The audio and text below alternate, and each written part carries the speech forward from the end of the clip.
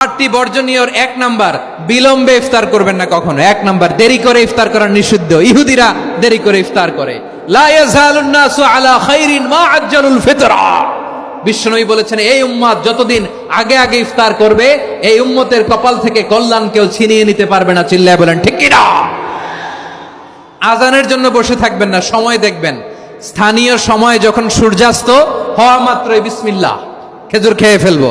পারবেন তো নাকি দেরি করবেন?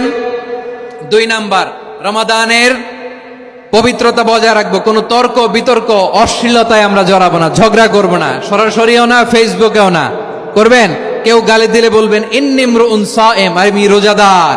আল্লাহর হাবিব শিখিয়েছেন, কেউ যদি তোমার গালি দেয়, কটু কথা বলে, অশ্লীল কথা বলে, রমজানে তুমিও বলতে পারবে না। তুমি বলতে পারবা ইন্নিমরুন সায়েম, আমি রোজাদার।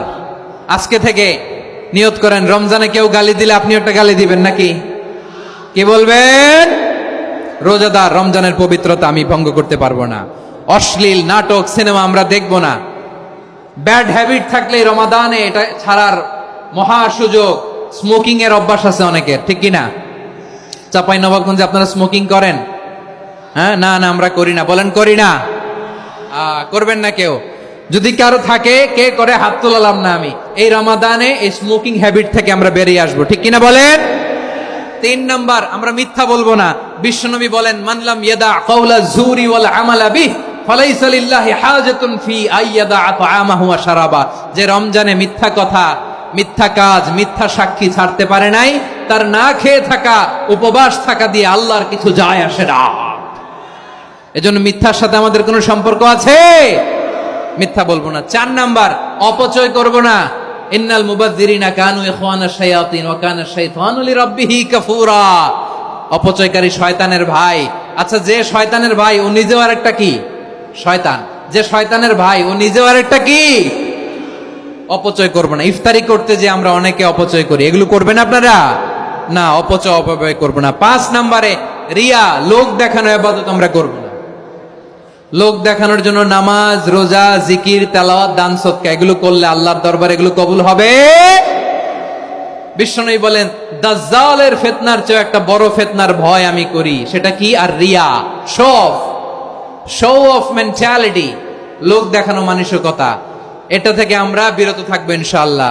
6 নাম্বার, অনেক গুরুত্বপূর্ণ। ব্যবসায়ী ভাইয়েরা, ব্যবসা করেন কারা কারা? হাত তুলে দেখান তো আমারে। মাশাআল্লাহ, হাত নামান। ব্যবসায়ী ভাইয়েরা, অনেক অসাধু ব্যবসায়ী আছে, রমজান আসলে নিত্য প্রয়োজনীয় পণ্যের মূল্য বৃদ্ধি করে দেয়। এরকম আছে না নাই? এগুলো করবেন না। মজুদদারি করবেন না। পণ্যের কৃত্রিম সংকট বাজারে করবেন না। আপনি লাখ টাকা কামায়া ভাবছেন যে রোজাদারদের কষ্ট দিয়ে ধনী হবেন। এমন রোগ আল্লাহ আপনারে দিবে, কোটি টাকা দিয়েও আপনি হাসপাতালের বিল পরিশোধ করার ক্ষমতা আপনার হবে না। খবরদার। শেষ বয়সে দেখবেন কি কষ্ট আপনার হয়। আপনি রোজাদারদের কষ্ট দিয়েছেন, আল্লাহ আপনার সুখে রাখবে? আল্লাহর দোহাই লাগে, আমার ব্যবসায়ী ভাইরা এটা করবেন না। আরব বিশ্বে আমরা দেখেছি, আরব বিশ্বের ব্যবসায়ীরা সারা বছরে ব্যবসা করে, রমজানে ভর্তুকি দেয়।